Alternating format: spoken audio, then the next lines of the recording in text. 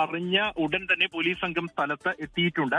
ഇപ്പോൾ രക്ഷാപ്രവർത്തനം ഈ പ്രദേശത്ത് പുരോഗമിച്ചുകൊണ്ടിരിക്കുകയാണ്. പരിക്കേറ്റ ആളുകളെ ഇവിടെ നിന്നും മാറ്റുന്നു. ഒപ്പം തന്നെ ഈ പ്രദേശത്ത് മറ്റ് അപകടങ്ങൾ ഒഴിവാക്കുന്നതിനായി അവിടെ നിന്നും ആളുകളെ ഒഴിപ്പിക്കുന്ന നടപടികളും പുരോഗമിക്കുകയാണ്. ഈ നടപടികൾക്കൊപ്പം തന്നെയാണ് തീ അണയ്ക്കുന്നതിനായുള്ള ഫയർ എഞ്ചിനുകൾ ഉൾപ്പെടെയുള്ളവ ഇവിടെ എത്തിച്ചേർന്നിട്ടുണ്ട്. നിലവിൽ ഈ പ്രദേശത്ത് ഡൽഹി പോലീസിന്റെ സ്പെഷ്യൽ സെൽ പരിശോധന ആരംഭിച്ചു കഴിഞ്ഞിരിക്കുന്നു. 8 വാഹനങ്ങൾ ഈ ഒരു സ്ഫോടനത്തിൽ തകർന്നിരിക്കുന്നു എന്നാണ് നിലവിൽ ഏറ്റവും ഒടുവിൽ ലഭ്യമാകുന്ന വിവരം വ്യക്തമാക്കുന്നത്. അതിൽ ഈ സ്ഫോടനമുണ്ടായത് ഒരു കാറിനകത്തു നിന്നാണ്. ഉഗ്രസ്ഫോടനമായിരുന്നു. ആ സ്ഫോടനത്തിന്റെ ശക്തിയിൽ സമീപത്തുള്ള വാഹനങ്ങൾക്ക് കൂടി തീപിടിക്കുകയായിരുന്നു.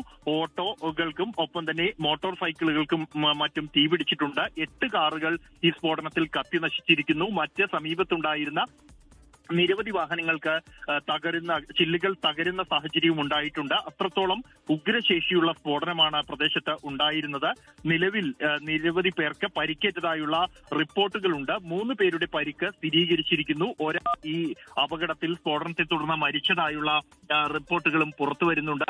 ഔദ്യോഗികമായ സ്ഥിരീകരണം ഈ വിഷയത്തിൽ ഇനിയും വരേണ്ടതുണ്ട് എങ്കിൽ പോലും ഇതിന് പിന്നിൽ എന്ത് എന്നതുമായി ബന്ധപ്പെട്ട് ഈ ഘട്ടത്തിൽ പ്രതികരിക്കാനാകില്ല എന്നും സൂക്ഷ്മമായ പരിശോധനകൾ നടത്തിയ ശേഷം മാത്രമായിരിക്കും ഇതിന് പിന്നിൽ ഒരു അട്ടിമറി ശ്രമമുണ്ടോ അല്ലെങ്കിൽ ഒരു അപകടമാണോ എന്ന കാര്യത്തിൽ സ്ഥിരീകരണം നൽകാനാകൂ എന്നുമാണ് ഡൽഹി പോലീസ് അറിയിക്കുന്നത്. ഡൽഹി പോലീസിന്റെ സ്പെഷ്യൽ സെൽ ഈ പ്രദേശത്ത് പരിശോധന നടത്തിക്കൊണ്ടിരിക്കുകയാണ്.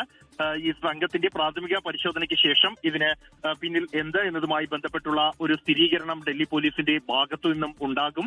അത്യന്തം ഗൗരവമുള്ള ഒരു വിഷയം തന്നെയാണ്. പ്രത്യേകിച്ച് ഡൽഹിയുടെ തന്ത്രപ്രധാനമായ ഒരു സ്ഥലത്താണ്. ആൾത്തിരക്കുള്ള ഏത് സമയവും ആൾത്തിരക്കുള്ള ഒരു പ്രദേശം കൂടിയാണ് റെഡ് ഫോർട്ട് മേഖല എന്നുള്ളത്. റെഡ് ഫോർട്ട് കാണാനായി എത്തുന്ന ആളുകൾ, സമീപത്തുള്ള മാർക്കറ്റിലേക്ക് സാധന സാമഗ്രികൾ വാങ്ങാനായി എത്തുന്ന ആളുകൾ ഉൾപ്പെടെ നിരവധി പേർ, കൂടാതെ ഈ പ്രദേശത്തും നിരവധി പേർ താമസിക്കുന്ന ഒരു പ്രദേശം കൂടിയാണ്.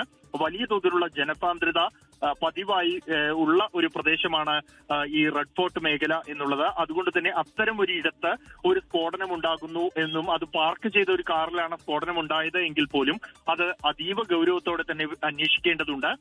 ആ ഒരു അന്വേഷണത്തിന്റെ ആദ്യ പടികൾ ആരംഭിച്ചു കഴിഞ്ഞിരിക്കുന്നു. ഇതൊരു അട്ടിമറിയാണോ എന്ന സാധ്യത അത് തള്ളിക്കളയാനാകില്ല എന്ന് പോലീസ് പറയുന്നു.